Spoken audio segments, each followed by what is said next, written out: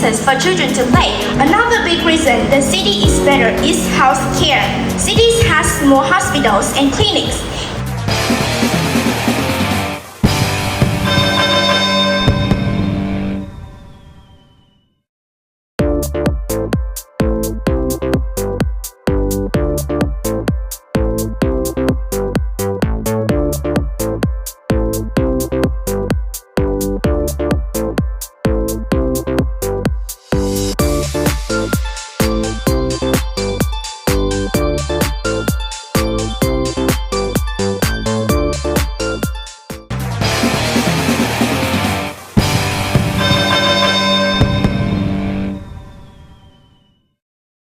Alright, now we have Changwin, Hami, and Cherry on the pulpit now.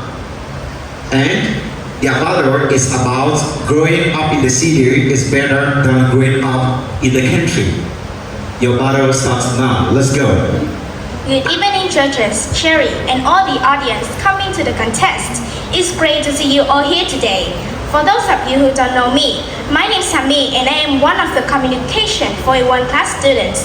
Today, I want to give you a short presentation answering the topic, is it better to grow up in the big city or in the country? To my mind, growing up in the big city is better than growing up in the country for some reasons. The first reason is that growing up in the big city can be a good thing for children. There are many people, places, and things to see. Kids can learn a lot of what they can see and do it every day. The city is a busy place where children can grow, explore, and try new things. This helps them become smart and ready for the world. Next in the city, children have more chances to join clubs and after-school activities. They can play sports, learn new hobbies, or take extra lessons. There are also more parks and playgrounds for children to enjoy. Families can visit museums, theaters, and zoos on weekends. Another big reason the city is better is health care. Cities has more hospitals and clinics. If someone gets sick, they can find a doctor quickly. There are also more specialists to help with different health problems. These help keep children safe and healthy. Last but not least, transportation in the city is easier.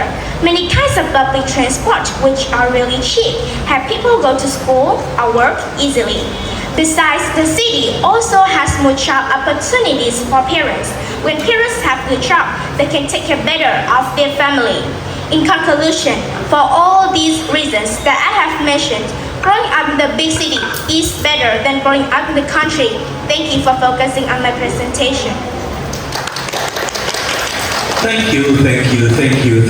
Now, it's time for Cherry, representing the opposition side, to present her point of view. Good evening, judges, esteemed audience, and Hami. My name is Cherry and I'm from class Communication 8A1. Today, I'd like to respectfully present my counter-arguments on your point of view.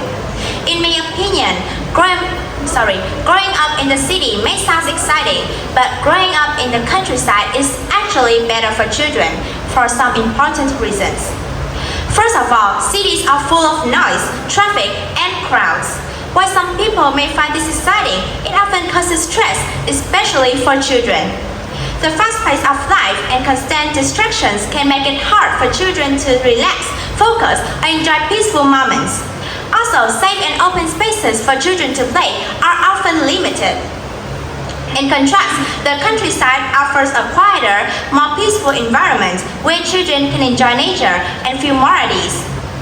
Secondly, although cities have many clubs and activities, the countryside gives children a special chance to be creative and independent. They can play in wide open fields, breathe fresh air, and explore forests. These experiences help children grow stronger, healthier, and happier. Some may argue that cities are better because they have more hospitals and better healthcare. However, that's not always the case. Many city hospitals are overcrowded and the doctors may not have time to give personal care. Meanwhile, children in the countryside enjoy better air quality and a cleaner environment, both very important for long-term health. In addition, while cities may offer better transportations and more jobs, Public transport is often crowded, delayed, and stressful. And though there are more job opportunities, the cost of living is much higher, making life harder for many families. In the countryside, life is simpler and more affordable, and children grow up in a closer, more supportive community. In conclusion, while big cities may provide more opportunities, I believe growing up in the countryside gives children a healthier, safer, and happier life. That's why I strongly support the idea that growing up in the country is better than growing up in the city. Thank you for listening. All right.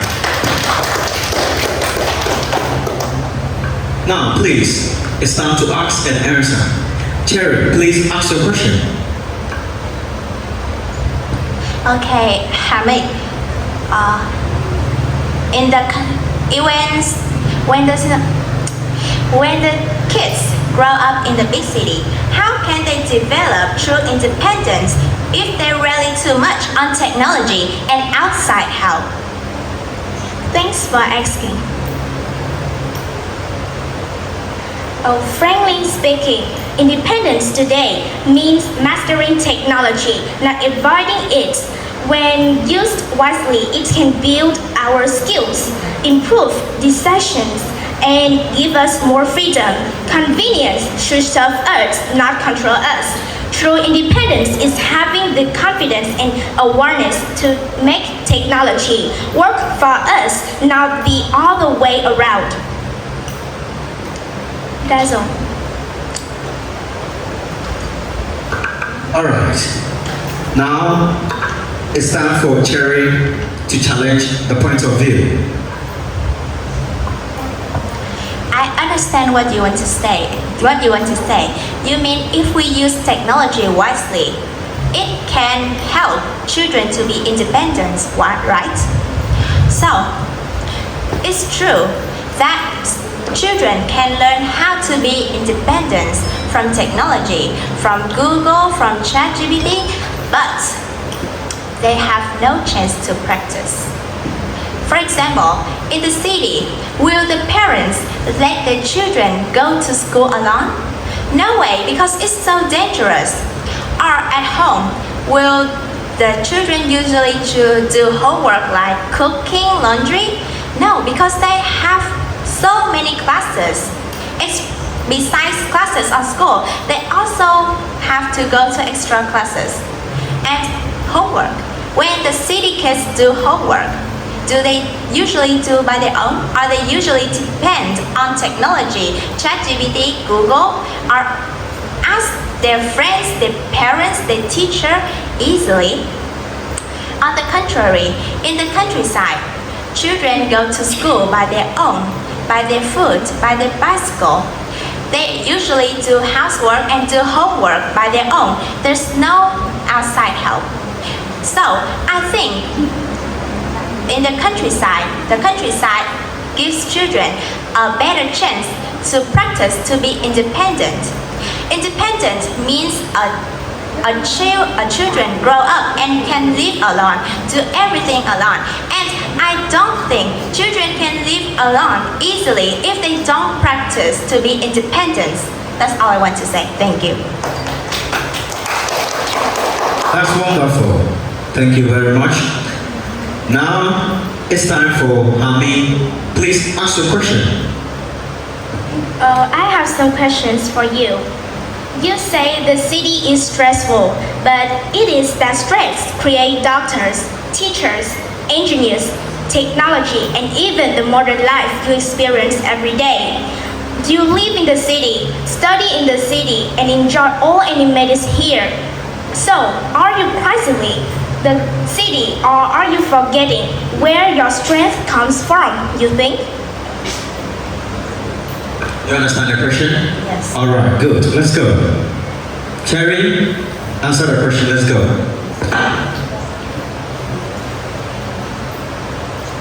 It's okay, Hamid. I understand your question. Now, I would like to answer. It's true that I'm living and studying in the city, but that doesn't mean I'm enjoying my life in the city. I don't say that. My life in the city is relaxed and comfortable. Now, let me ask you a few questions. Why do you think some people choose to be a criminal? Is that because of love, of money, of life, of family, of friends, of trouble, or in short, because of stressful? Second, from internet and from newspaper, you can see that so many rich men choose to kill themselves. Why? They are rich, they have much money, so why do they choose to kill themselves?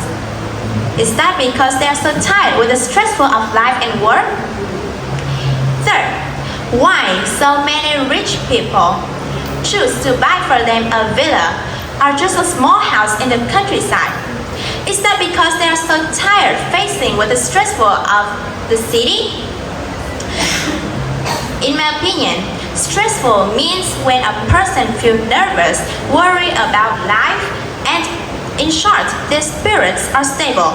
So, why do you think those stable spirits can create success persons? A success person? Pressure makes diamond, not stressful. Stressful just creates more criminal, more dead people, and more children that are depressed. Thank you. Thank you very much. Ami, now it's time for you to challenge. Let's go. Thanks for answer.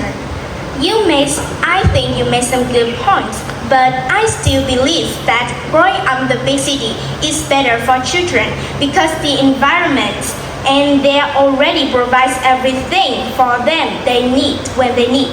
In the countryside, it is very difficult to themselves.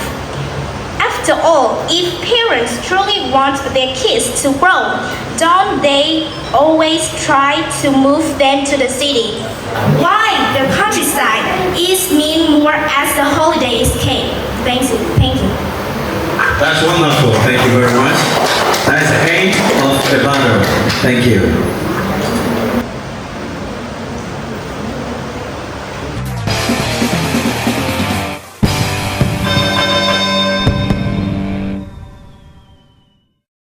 Alright, now the next battle is between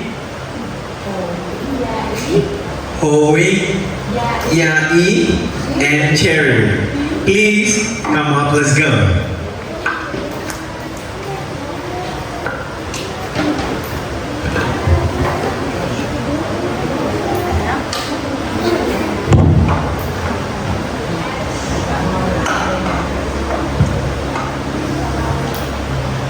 Alright, now here we have the two debaters, one speaking for and one speaking against. The topic on board,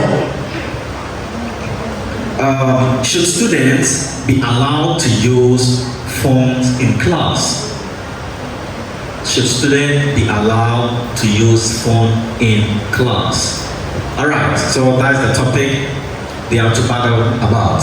Now please, that platform belongs to you guys. Let's go.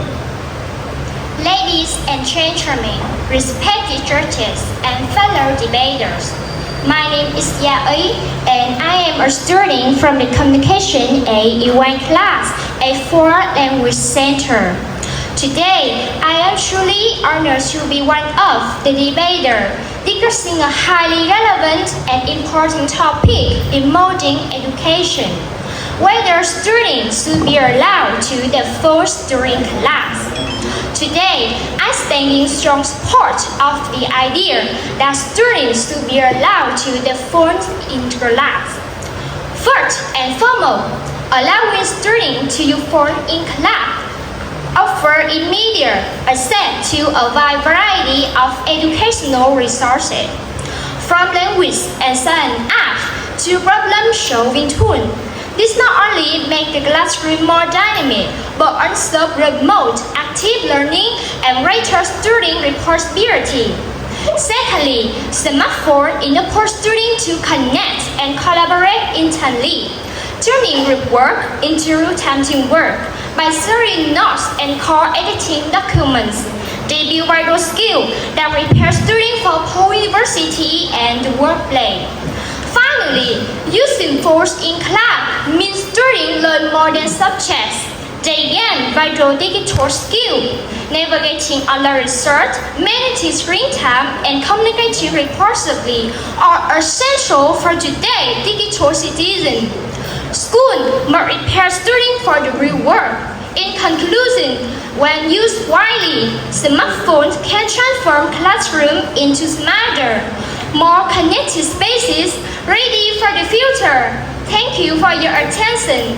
I hope my point helped show that phones are not a threat, but a powerful tool for learning. Thank you very much. Thank you. You know what? I like your energy. I like the way you speak. You open your eyes like this. Miss No one give you two life, but we cannot because it's the rule. Just one one, life yeah. or one heart, but Miss No one give you two lives. Yeah, because we like the way you're talking, the way you open your eyes like this, like you want to fly. Alright, now it's time for Cherry. Cherry, the opposition side, to represent her point of view. Good evening, judges, distinct audience, and Yae. My name is Cherry, and I'm from Class Communication 8A1. Today, I'd like to respectfully present my counter-arguments on your point of view. To me, I firmly believe that students should not be allowed to use their smartphones during the class time. Let me explain my opinion. First of all, phones are a major source of distraction. Students may use them to browse social media, play games, or chat messages, or message friends instead of focusing on lesson. These actions reduce concentration and interrupt learning, often leading to lower academic performance not only for the phone user, but also for those around them. Secondly, phones reduce real social interaction. When students rely on screens, they miss chances to build face-to-face communication skills. This can create an unhealthy habit of avoiding real conversations. Even worse, a ringing phone or someone secretly texting can disturb the whole class and break the learning flow. You may argue that phones help students develop digital skills. Yes, digital literacy is important, but phones are not the best tool for that. Schools already provide structured lessons and supervised computers used to teach these skills effectively. Unrestricted phone use encourages poor multitasking and may even lead to screen addiction. In conclusion, while smartphones can be helpful in the right setting, the risk of distraction, poor communication, and classroom disruption outweigh the benefits. If we truly want students to succeed, we must build an environment that supports focus, respect, and real learning, and that means keeping phone out of class. Thank you for listening. Thank you very much. Thank you. Now it's time for Cherry to ask her question.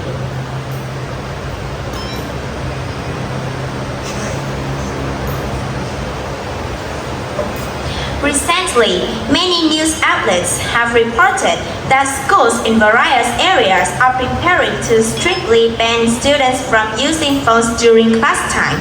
If you believe that students should be allowed to use phone in class, then how do you explain the reason behind this decision? Is it because educators and experts don't understand the benefits of phone, or because they clearly see the real negative effects that students are facing?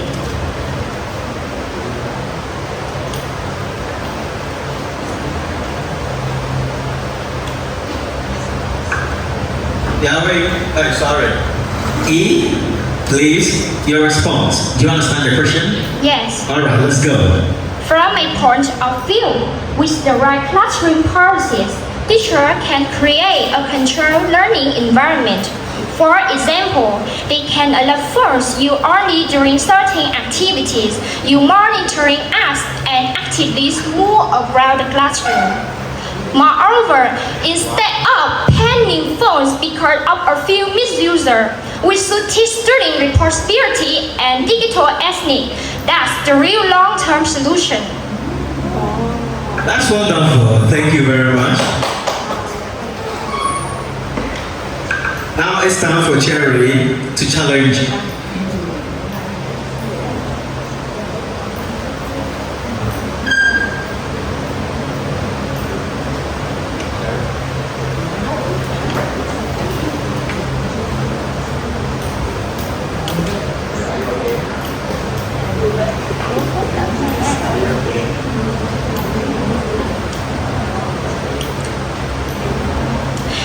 what's your opinion?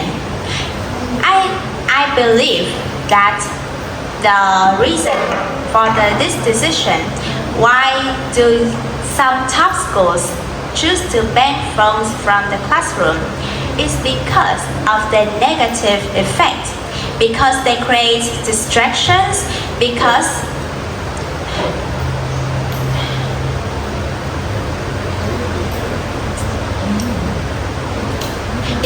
it can create distractions, and it's hard for students to concentrate to the lesson. Also, I agree that teaching responsibility is important, but it doesn't mean giving students distractions and hoping they'll resist them. We don't teach focus by placing temptations in front of kids every day. A controlled environment, free from digital noise, and actually gives them a better chance to develop discipline and deep thinking. Besides, I think in the age under 18, the students are not old enough to understand what is true and what is the wrong thing.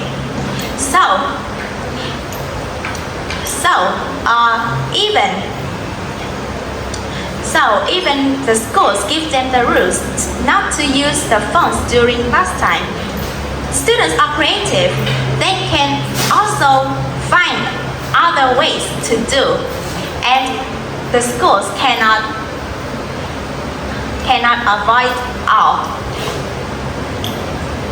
So that I think banning phone from class is the best choice to avoid distractions and to help the students focus better in the education environment. Thank you. Thank you very much. Now, E, is the time for you to ask your question. Many schools around the world allow forced device maintaining discipline. Can you prove that banning phones is truly the only way to prevent distraction? Do you understand the question? Yes. All right, good job.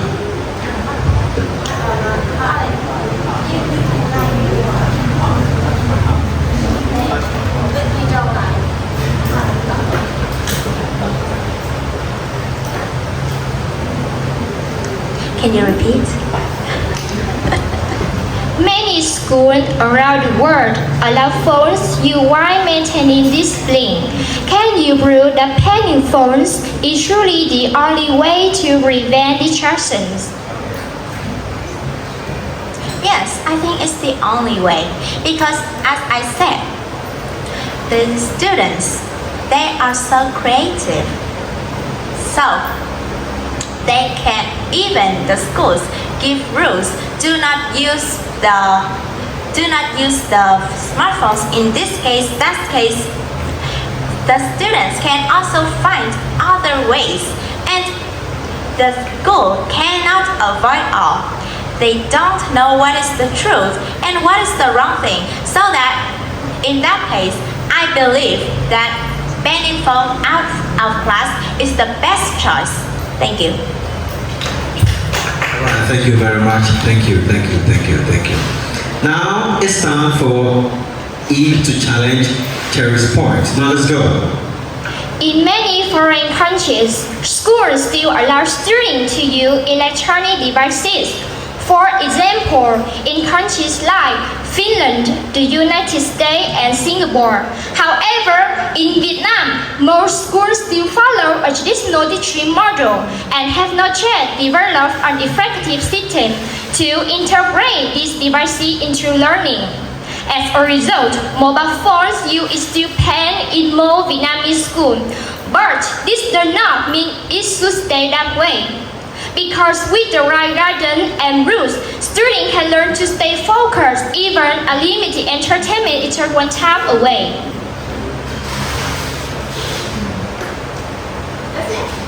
Alright, that's the end of the battle. Cherry between Cherry and E. Alright, thank you very much. Please go back to your seats, and Cherry, you can take a rest.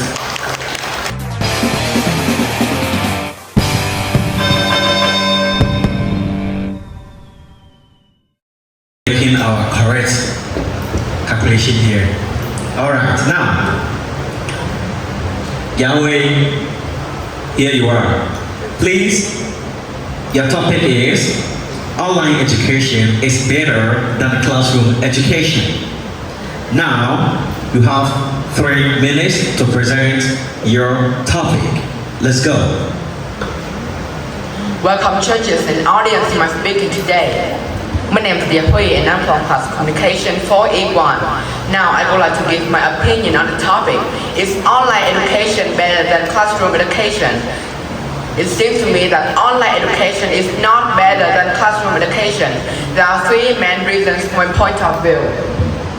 Firstly, classroom education allows students to interact face-to-face with their teachers.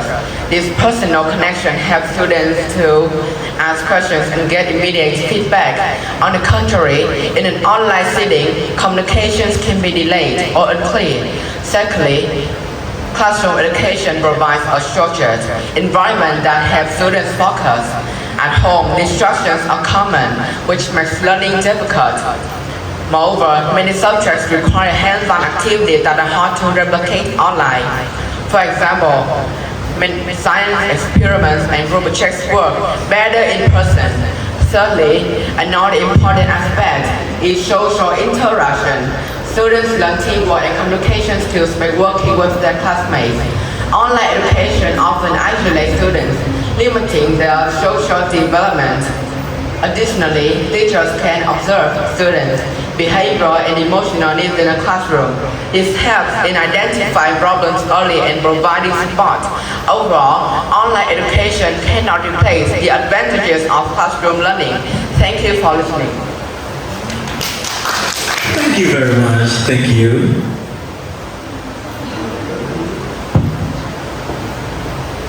Oh, wonderful. You have 3 likes from all the 3 judges. Good job. Now, Cherry. Cherry. It's your turn. Let's go. Good evening, judges, esteemed audience, and Yahweh. My name is Cherry, and I'm from Class Communication 8A1. Today, I'd like to respectfully present my counter-arguments on your point of view. In my opinion, online education is not only effective, but in many cases, even better than traditional classroom education. Let me explain my opinion. First of all, online education provides students with multiple ways to communicate with the teachers, such as video calls, chat messages, or online forums. This is especially helpful for shy students who may find it hard to speak up in class.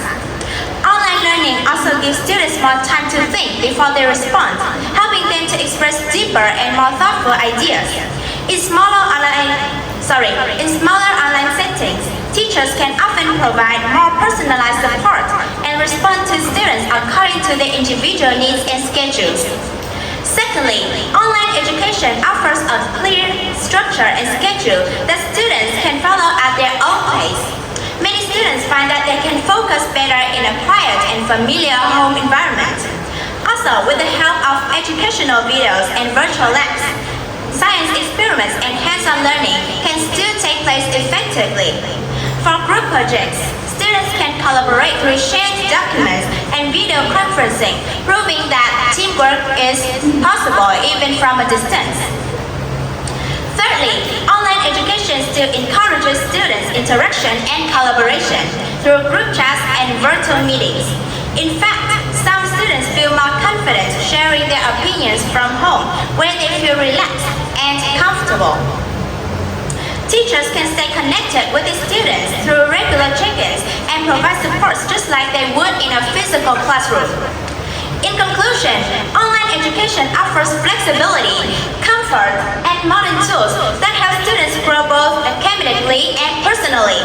It encourages independent learning, builds confidence, and opens up new possibilities for communication and collaboration. That's why I believe that online education can be a better choice for many students. Thank you for listening. Alright, wonderful. Thank you. Thank you. Now, let's go. Cherry, now it's your turn to ask your question. Okay, Yahweh, if you believe that online education education can never replace classroom education, then why are many high-quality and well-known schools, both nationally and internationally, now choosing to include online education as a part of their teaching methods? Are these leading institutions make a mistake, or do they see value in online learning that we shouldn't ignore? Alright, we have a very wonderful match here. You have 3 cards from all the 3 judges. Yahweh, let's hear from you your response. To me, top schools view online education as a supplement, not as a full replacement. The fact they still keep classroom teaching route, they know it's more effective for core learning and social development.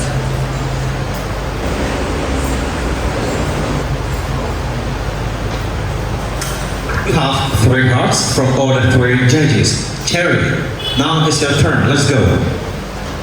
Okay, I understand what you want to say, but in my opinion, nowadays technology is evolving and school must be a place that prepare the students for the real life. So that I believe that online learning is a good tool to prepare for the students. I think that online education, the top university use online education to replace traditional classroom education because for the students to prepare, for the students to learn about digital skills and prepare for a better life.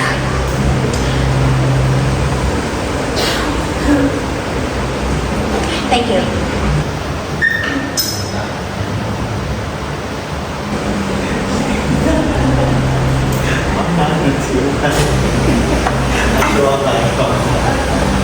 Alright, you have 2 hearts and 3 lines from the 3 judges.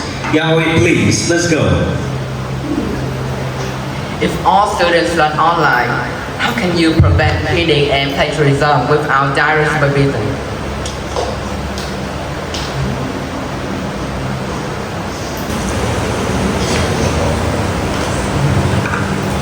You have 3 hearts. Cherry, let's go. You want to ask my question? Yes. Alright. Okay. To avoid cheating and what did you say? Plagiarism, right? Please, Plagiarism. Wait. To repeat the question one more time.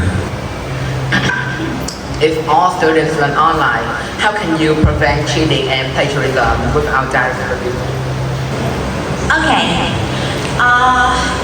To avoid cheating and plagiarism, I think schools and teachers can give the students the rules. For example, always turn on the mic, always turn on the camera, or film the students' electronic devices during the class. Also, nowadays, many apps help us to avoid plagiarism,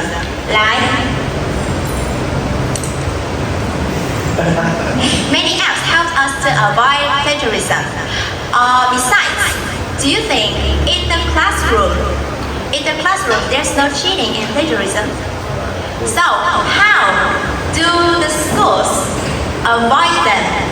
Do they let the teachers to follow the students? So I believe that from home, schools can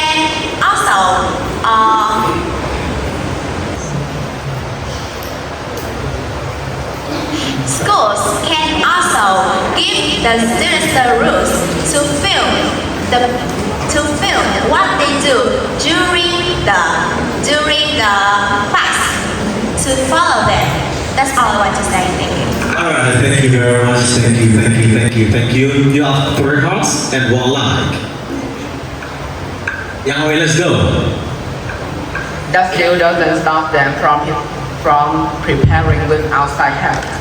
And many online monitoring software can help, but it's not always perfect. It can be hacked or make students stressed, which affect their academic performance.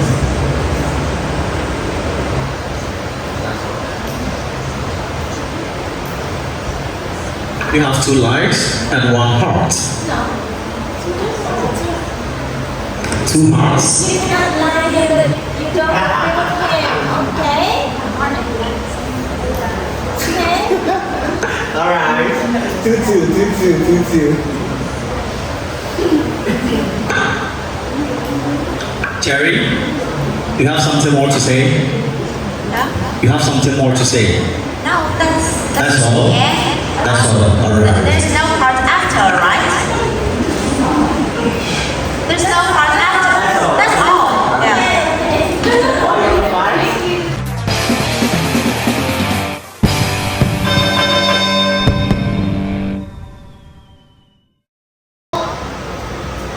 Distinguished judges and all of you present here today, let me briefly introduce myself. I'm Han, and I'm a student of Class Communication 4E1. The topic I'm going to talk about today is, should students wear their school uniform? To me, I don't believe that students should have to wear school uniforms for some reasons. To begin, uniforms limit students' freedom of expression. Clothing is a way people show their personality, and uniforms take that away. When students can't choose what to wear, they may feel less comfortable or confident. Also, uniforms can be expensive for some families, buying special clothes only for school as extra cost. Instead, students should be allowed to wear their own clothes, which might be more affordable. Furthermore, schools should celebrate differences in clothes rather than hide them. Students learn important lessons about accepting others when they see different styles and cultures. Finally, requiring uniforms can take that away students' ability to learn responsibility in choosing appropriate clothes.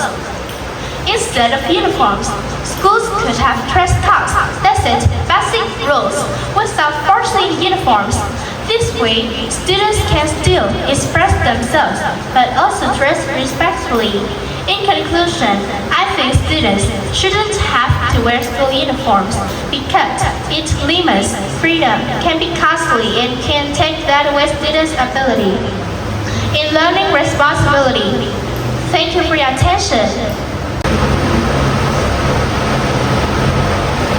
Two lines for Han's presentation.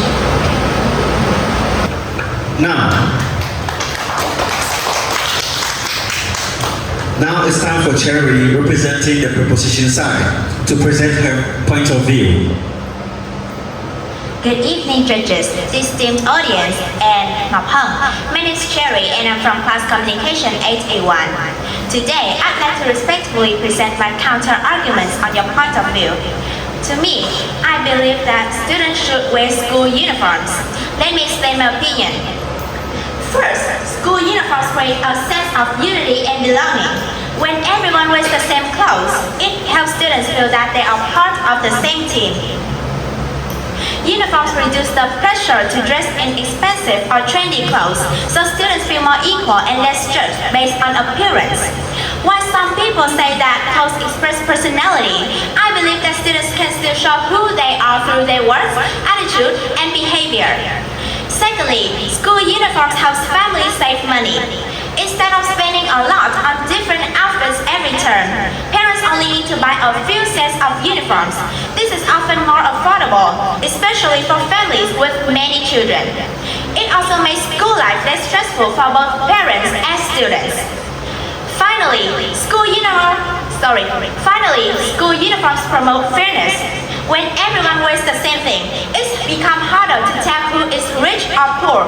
This helps reduce social barriers and creates a more equal and respectful environment. Students are judged for who they are, not for what they wear. In conclusion, I believe school uniforms are a good idea.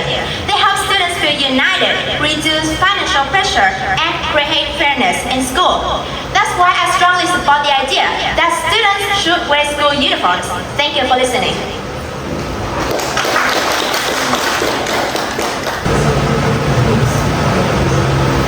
Now, it's time for Cherry to ask her question. You have 1 minute to ask your question, and Han, you have 3 minutes to answer. Okay, you mentioned that uniforms limit students' freedom of expression, but don't you think that school is a place to focus on learning, not fashion? Isn't it more important to express ourselves through ideas, words, and actions rather than just clothing? From my perspective, letting students choose their clothes promotes confidence and self-identity. Clothing is a personal expression of who we are, reflecting personality, cultural, and creativity. By allowing students to choose their clothes to make their own choices about what to wear, schools encourage them to feel comfortable in their own skin and respect the individuality of others. Limiting them to uniforms sends the message that conformity is more valuable than independent thought. If education aims to foster confidence and self-identity, clothing is a personal. If education aims to focus on studying, that students can still express themselves through the attire.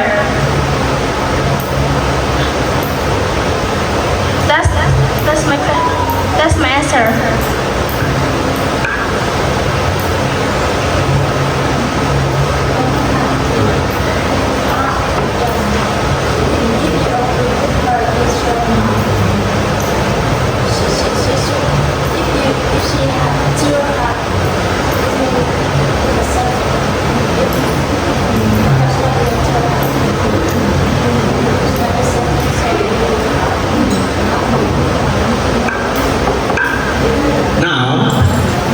It's time for Cherry to refute her point of view.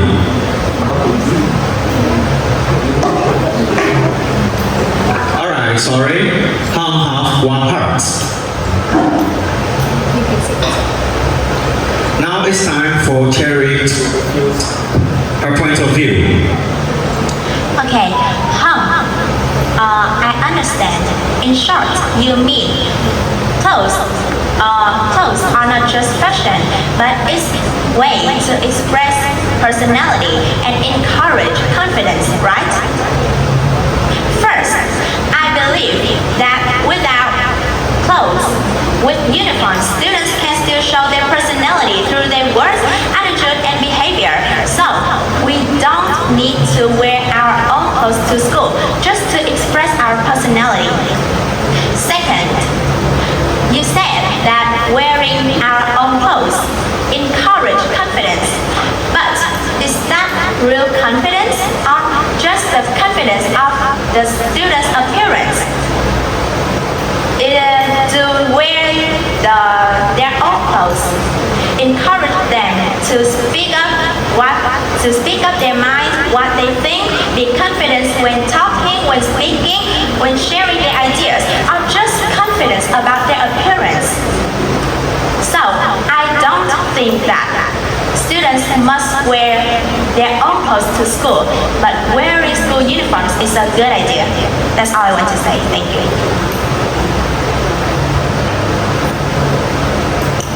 Alright, Cherry, you have 2 parts. Tina, now it's time for you to ask your question, please. Uniforms can be uncomfortable for teenager girls during puberty, especially the days of menstrual period, when their body are changing and they need more flexibility in clothing.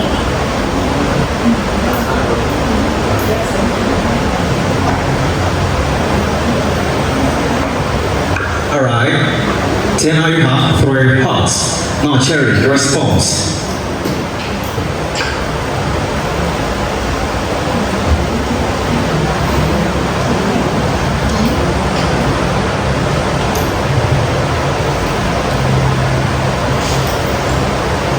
Okay, first, I don't think uniforms take away the students take away the flexibility.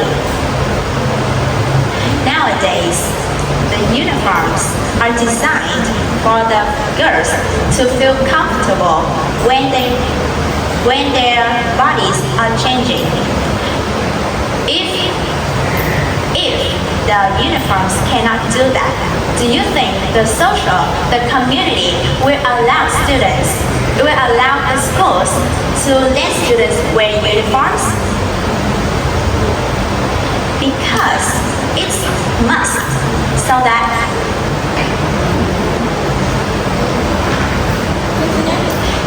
because the flexibility for the girl students when their body are changing is necessary.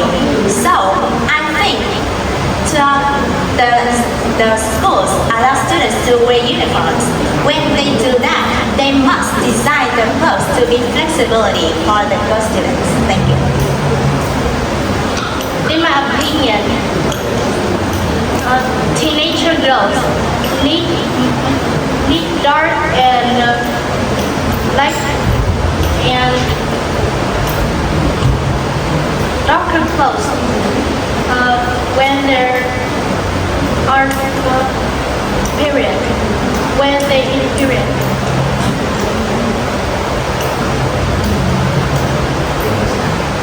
Yes, but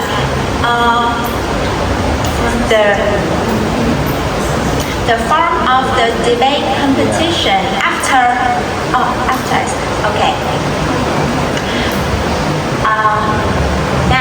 Nowadays the uniforms designed the bottom are usually in the dark color, or even the light color of blue or orange. I think the teenager girls must manage that.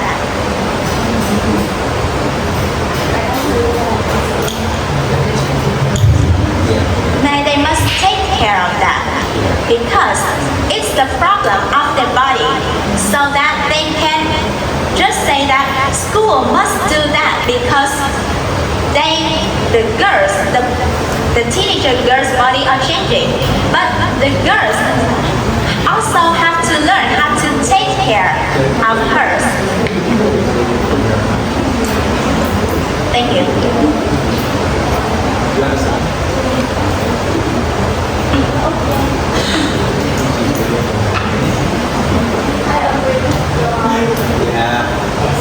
We do agree with your answer. Yeah. I think teenagers should be able to manage and also prepare themselves, because that's their personal hygiene. It doesn't really matter whether the school uniform or without school uniform. It's your personal hygiene. You need to take good care of yourself. There are some people, they are not going to school, they are at home, but they also take good care of themselves. They wear transparent clothes. When they go outside and their body is changing, you see how they try to manage and take care of themselves. So we do agree with your point. Yeah, that's good.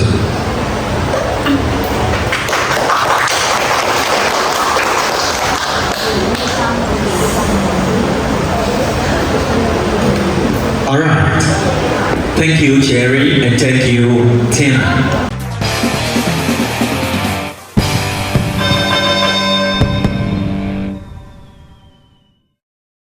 All right, volume up the chairs. The topic belongs to you. The argument is about textbooks should be replaced by electronic devices. Textbooks should be replaced by electronic devices. Your battle starts now. Let's go. Good evening, judges and audience. My name is Anbo, coming from class communication for E1. Today, I want to express my point of view about the topic: should textbook be replaced by electronic devices? From my perspective, textbooks should not be replaced by electronic devices. Why? Here are some reasons. Firstly, textbooks are reliable and easy to use. They do not need batteries or charging. If a device is run out of power, students cannot study. They do not break or crash like electronic devices can. Secondly, reading from a screen for a long time can hurt your eye. They can also cause headache and make students feel tired. Besides, many students can get distracted when using electronic devices. They might play games or check social media instead of studying. Thus, using textbook can help students stay focused. Thirdly, textbooks are easier to write notes in. Students can highlight important points and flip through pages quickly.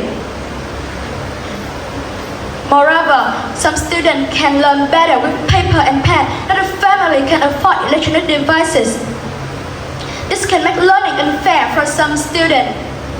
Finally, devices can be expensive to repair or replace. Nevertheless, textbooks are usually last for many years if we use them carefully. In conclusion, textbooks should not be replaced by electronic devices. Why? Because they are effective, simple, and reliable. That's all. Thank you for paying attention to my speech. Wonderful. Thank you. Thank you very much. All right. Now it's time for Cherry representing opposition side. Now, give out your point of view. Good evening, judges, esteemed audience, and enroll. My name is Cherry and I'm from Class Communication 8A1. Today, I'd like to respectfully present my counter-arguments on your point of view. To me, textbook should be replaced by electronic devices. Let me explain my opinion. First of all, modern electronic devices are built to support students throughout the school day. They usually have long-lasting batteries that can be easily charged overnight. And many schools now provide charging stations or allow students to bring portable chargers. These devices are also durable and reliable if students take proper care of them, like avoiding drops or water damage. Secondly, while it's true that looking at the screen for too long can cause eye strain, this problem can be solved. Most devices today offer blue light filters and dark mode, and students can be guided to take short breaks while studying. Concerns about distractions like games or social media are valid, but with clear school rules and proper guidance, these distractions can be controlled. In fact, many apps are designed to help students stay focused and make learning more enjoyable.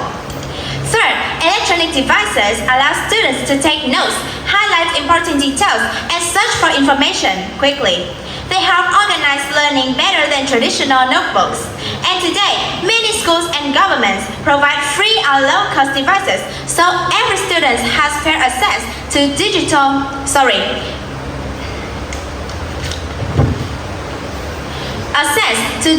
learning tools. Finally, even though devices may seem expensive to repair, they are more cost-effective in the long run. One device can store dozens of textbooks and learning apps, while printed books can be lost, damaged, or become outdated.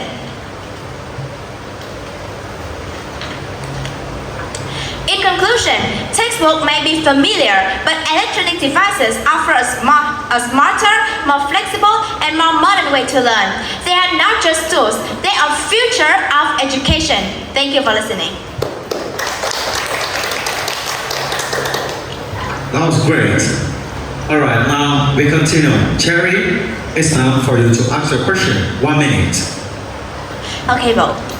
If traditional textbooks were truly the most effective way to learn, then why are many of the world's top schools equipped with the best teachers and resources choosing to switch to electronic devices? Isn't it because these tools actually improve learning outcomes in faster, easier, and more modern way? All right, Vo, you have 3 minutes to answer the question. Okay. My question is, which switching to digital learning isn't Sorry, you have 3 minutes to answer Cherry's question. switching to digital learning isn't always better. It can be driven by cost, convenience, or trends. Physical books still help students stay focused, retain information, and avoid screen distraction. For example, Harvard's vast library and support for physical books show that top university. Thank you. Alright, now we continue. Jerry, it's time for you to challenge Vo. Let's go.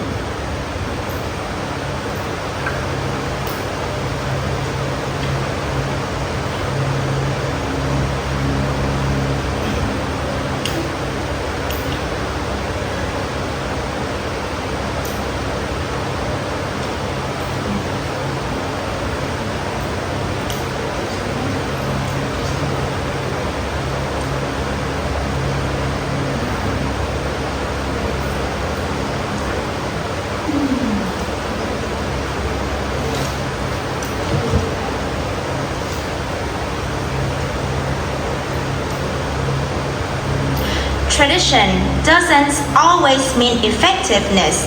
While printed books have value, digital devices offer more flexible, interactive, and future-ready learning. They open up new possibilities, personalize the experience, and equip students with essential skills for the digital age. With the right guidance, digital tools don't distract, they empower. Thank you. Alright, thank you very much. Vo, now it's your turn to ask your question. 1 minute. How do you guarantee that teachers are trained, well encouraged to manage and integrate digital devices effectively into daily lessons? Do you understand the question? Yes. Alright, good.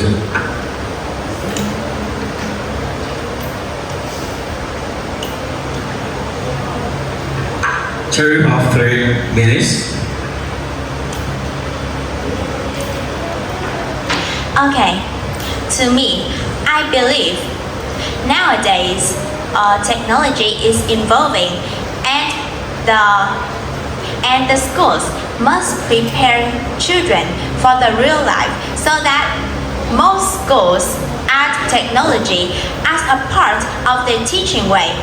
So when they add technology into their teaching way, I believe that the schools must guarantee that all the teachers are trained enough to manage and integrate those technology into daily lesson because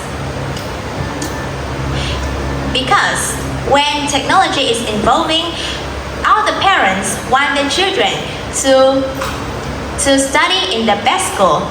And in the modern age, the best schools are the schools that have enough skills to prepare children for the life with digital and technology.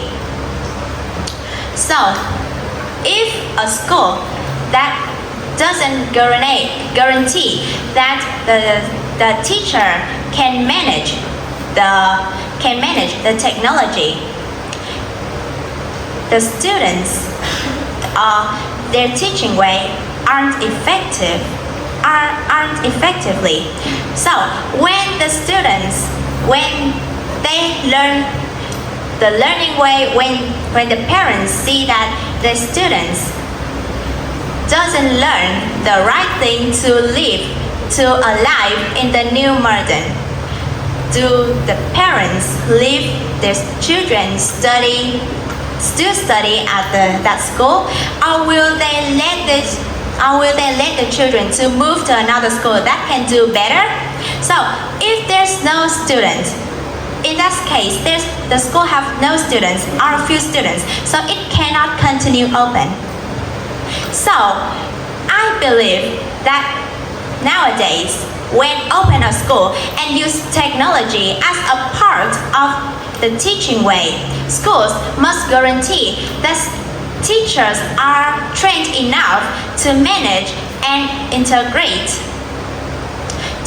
digital devices into daily lessons. Thank you. Thank you very much.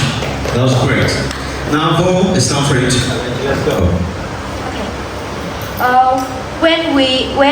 When the teacher teaching, when the teacher teach, the teacher must update the information. And when we update the information, it can make the teacher stress. It can make the teacher stress, and when we use textbook, the teacher do not update the information. Instead of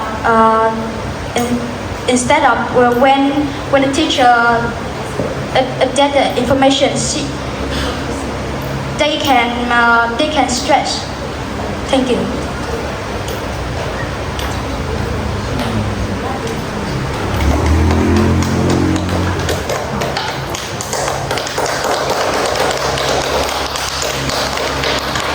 Right.